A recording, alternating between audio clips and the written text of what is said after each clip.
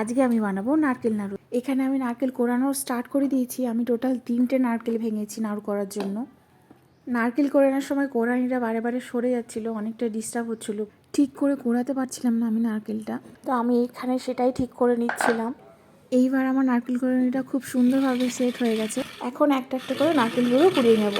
নাড়ু বানানোর জন্য নারকেলটা ভেঙে তারপর পিস পিস করে কেটে ওটা মিক্সারে মিক্স করার থেকে আমার এইভাবে বেশি সুবিধা মনে হয়। এখানে আমি একটা একটা করে নারকেল কুড়িয়ে নিচ্ছি। সবগুলো নারকেল কোড়ানো হয়ে গেলে আমি নাড়ু বানানো স্টার্ট করব। মাঝে মাঝে একটু সরে সরে যাচ্ছিল, সেটাই ঠিক করে নিচ্ছিলাম। এই কোড়ানিটা যে এত ভালো, কত সহজেই নারকেলটা আমার কোড়ানো হয়ে যাচ্ছে। এখানে আমি আরেকবার সেট করে নিচ্ছিলাম, কেননা আমার কোড়ানিটা আরেকটু সরে গিয়েছিল।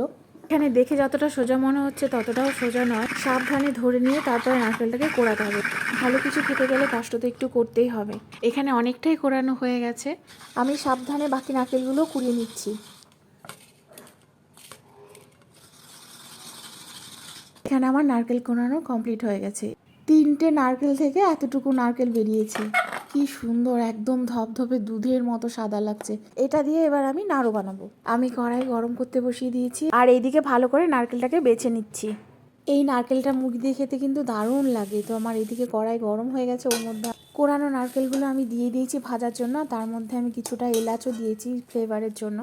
এখানে অনেকটাই ভাজা হয়ে গেছে। ভাজা হয়ে গেলে আমি এর মধ্যে গুড় অ্যাড করব। লো ফ্লেমে হালকা আছে নারকেলটাকে নাড়তে থাকতে হবে, নইলে নিচটা পুড়ে যাবে।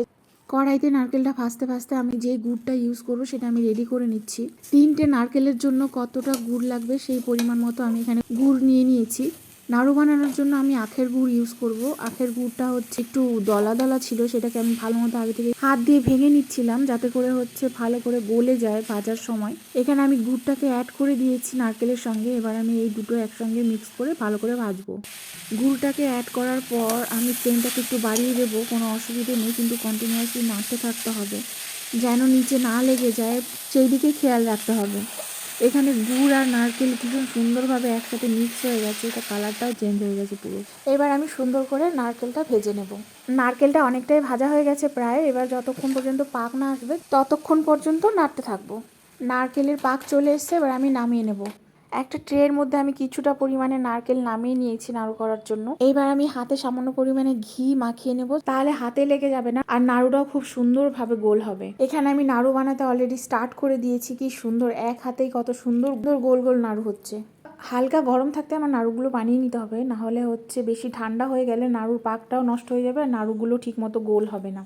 আমি নারকেল নাড়ু বানানোর জন্য এখানে কোনো রকম চিনি ইউজ করিনি, আমি শুধুমাত্র গুড় ইউজ করেছি, সেই জন্য এরকম লাল কালার এসছে। তো এর মধ্যে যদি চিনি ইউজ করা হয় তাহলে একটু কালারটা অন্যরকম আসবে আর টেস্টটাও অন্যরকম হবে। গুড়ের টেস্ট আলাদা হয়, চিনির টেস্ট আলাদা হয়। আমি আজকে গুড়ের নারকেল নাড়ু করছি।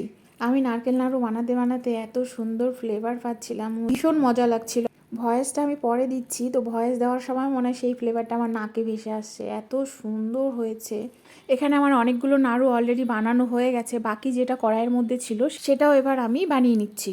নারকেল নাড়ু বানানোর সবথেকে মজার জিনিস হচ্ছে নারকেলের পাক আসা। নারকেলের সঙ্গে চিনি বা গুড় যেটাই অ্যাড করি না কেন, যদি পাক ভালো না আসে তাহলে নাড়ু একদমই হবে না। কথা বলতে বলতে আমার নারকেল নাড়ু বানানো কমপ্লিট হয়ে গেছে। আমি নিজেও ভাবিনি এত সুন্দর নারকেল নাড়ু রেডি হবে।